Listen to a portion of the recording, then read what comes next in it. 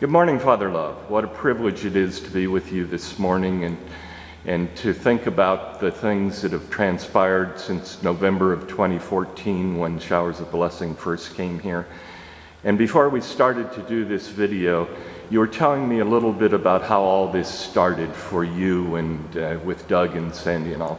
So I think it'd be really nice if you shared that for the camera. Sure. Well, initially, this must have been 3 or 4 years ago when Doug and his wife Sandy came to my office one day with this innovative idea called Showers of Blessing. I don't even think the name had been coined yet, but it was this idea to bring in a mobile or portable shower system. And at the time, we had a daily homeless luncheon every day, Monday to Friday. And so I thought, wow, this will just dovetail beautifully. On Thursdays, we bring in groceries from Catholic Charities, and we have a food truck that comes in and drops off groceries. But I thought, boy, this would be great to, at the same time, we have the homeless luncheon or houseless luncheon, we could also offer showers.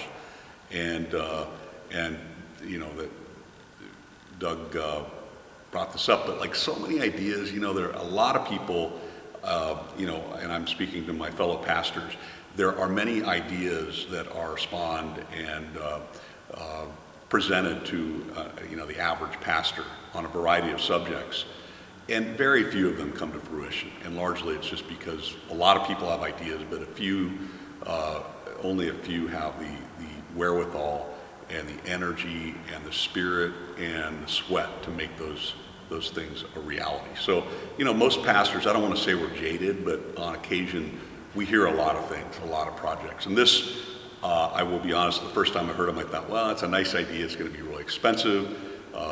Where are these showers going to come from? A lot of the red tape types of issues with trying to do any project that benefits those people without homes can be difficult because there are rules even with the county and so forth. But lo and behold, a couple of years later, Doug and Sandy came back and said the showers have been purchased from a company, I think in Texas, if I'm not mistaken. Indiana. Yeah, and as a military chaplain, I've actually used these types of showers. We call them Cadillacs, and out in the field. So they're kind of portable showers, and anyone who's been in the military in the last 20, 30 years knows of what I speak fondly, or not so fondly, but the Cadillacs include kind of portable toilets as well as shower systems that you can roll out into the field, and the guys can use those kind of in camps away from the combat zone. So anyways, that was the whole genesis of the project, and that's what how the whole thing began, was just somebody with a great idea that came to a couple of pastors and presented the idea and then followed through. That's the key, and that's something I'm always trying to teach our students as well when they have projects, to actually follow through, not just with the idea, but the mechanics of it. So it's now nearly 2 years later since the shower first came here. Share with us the experience that you've had and your congregation has had with the shower. And if you were a pastor just looking at this for the first time, you probably went through, as you explained, some concerns. What would you say to the pastors that might be considering bringing Showers of Blessing to their facilities? Yeah, sure. Well, the nice thing is it's all self-contained. The only thing that a pastor needs to supply really, in reality, is space in a parking lot, water, and power. That's it. There could not be many more simple things that are more what we'll call time and cost effective than that, where you have a team that comes in with the trailer and the truck and all of the accoutrement that come with that. They set up, and they, more importantly, at the end of the project each day, they clean up. And that's really critical to any pastors, because pastors are constantly, there's the 5 L's of pastoring: lights and locks and leaks, and I can't remember the rest of them, but we're constantly dealing with those things. And it's important to have, this kind of project where people come in at the appointed time. Because here's the thing, like anybody else on the planet Earth, people who happen to be homeless or not have a house for one reason or another, like anyone else, they begin to rely on schedules, so you can't show up one day and not the next. So that's really important, and to have somebody who's on time, like this outfit, that come and handle everything without creating more confusion and mayhem in an already busy student parish like ours is very beneficial. So it's pretty. I guess to sum it up, why not? It's an easy project. About 6 months ago, I attended a Catholic Charities event in Vulton for all of the dioceses around. Mm-hmm. And you had chosen to honor Sandy and Doug in showers of blessing. Right. And that was really a very extraordinary experience. Share with us why you chose to do that. Well, so annually, Catholic Charities of our Archdiocese, which includes Santa Barbara County Catholic Charities downtown on Haley, and some other outfits in various points in the county of Santa Barbara, including Carpinteria, Santa Maria, Lompoc. I think those are the offices. There may be a small office in San Ynez as well. They ask us to choose people that we think are exemplary in the community, that have really helped with the needy or the homeless, or someone who, some perhaps underserved group.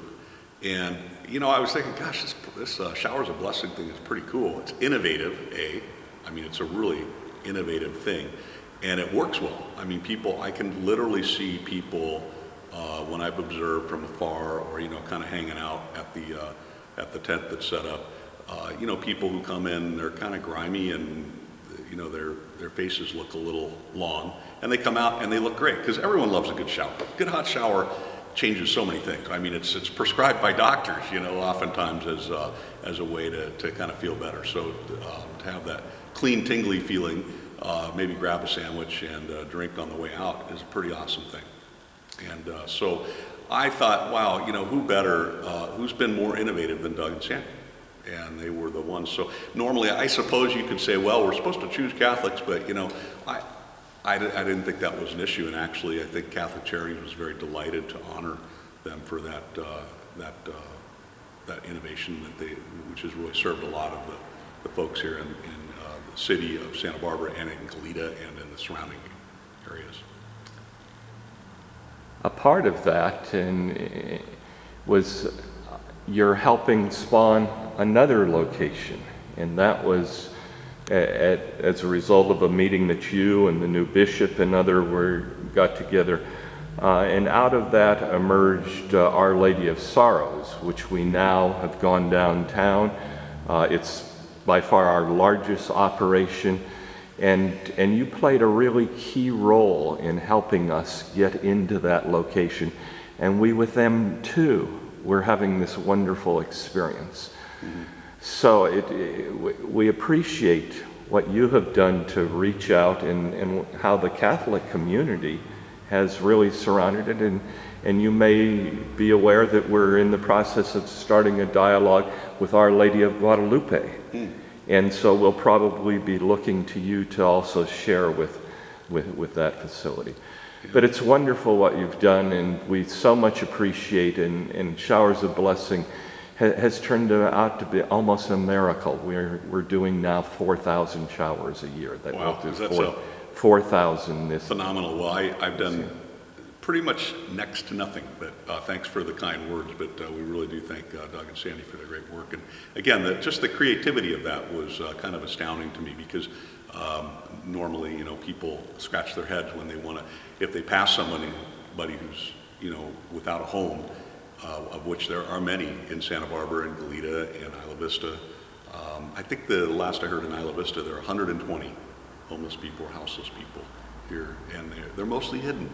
And you don't know what to do. You want to help them, and this is a way to help. And as with most things, it's usually better to help someone in an organization, as opposed to handing them a couple of bucks on the street.